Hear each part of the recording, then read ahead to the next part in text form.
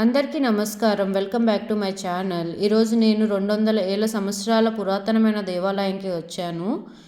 ఈ అడ్రస్ నేను వీడియో ఎండ్లో చెప్తాను. వీడియో ఎండ్ వరకు చూడండి. అలానే మన ఛానల్ని లైక్, షేర్ అండ్ సబ్స్క్రైబ్ చేసుకోండి. ఈ ఆలయం పర్లకిండి గజపతి మహారాజు వీరేంద్ర ప్రతాప్ రుద్ర గజపతి నారాయణుడు క్రీస్తు శకం 12వ శతాబ్దంలో కట్టారు.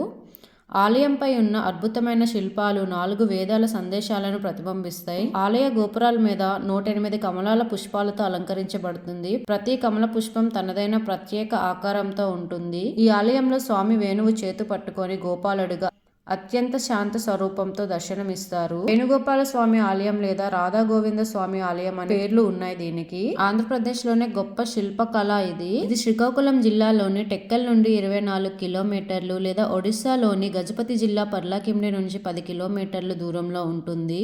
మెల్లియాపుట్టి శ్రీ వేణుగోపాల స్వామి ఆలయం. ఈ ఆలయం ఎంతో ప్రశాంతమైన వాతావరణంతో ఉంటుంది. శ్రీకాకుళం జిల్లాలో చూడవలసిన ప్రాంతంలో ఇదొకటి.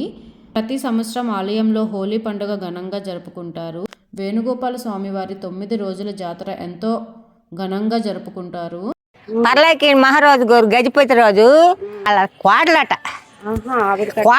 కట్నం ఇచ్చినారట ఈ గుడి ఆ అమ్మకి. ఇది అప్పటి నుంచి ఉంది. 3 ఉగాలు అయిపోతుంది. మీరు ఉన్నారు అప్పటి నుంచి? మేము ఉన్నామా, మా పెద్దలు చెప్తాండ్రు. మీ పెద్దల నుంచి ఉంది. పెద్దలు చెప్తాండ్రు ఇది కట్నం ఇచ్చినారు. ఆయనకి కట్నం ఇచ్చినారు. అయితే డబ్బు ఇస్తే ఖర్చు అయిపోతే రాజులు కోవిల్లే ఇచ్చేస్తారు, కట్టేస్తారు. ఎంత డబ్బు ఏటి వేసండ్రో, కింద ఏటి వేసండ్రో, మీద ఏటి వేసండ్రో తెలియదు. ఇక్కడ పూజలు ఎప్పుడెప్పుడు అవుతుంటాయి? పూజలు మన ఈయనకి శివరాత్రికి అవుతుంది.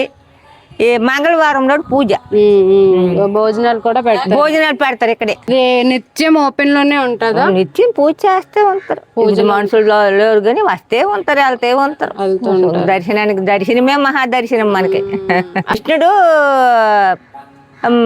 వెంకటేశ్వర స్వామి కదా, వెంకటేశ్వర స్వామి. మీకు ఈ వీడియో నచ్చితే లైక్ చేయండి. మరి ఇలాంటి దేవాలయాల గురించి తెలుసుకోవాలనుకుంటే సబ్స్క్రైబ్ చేసుకోండి.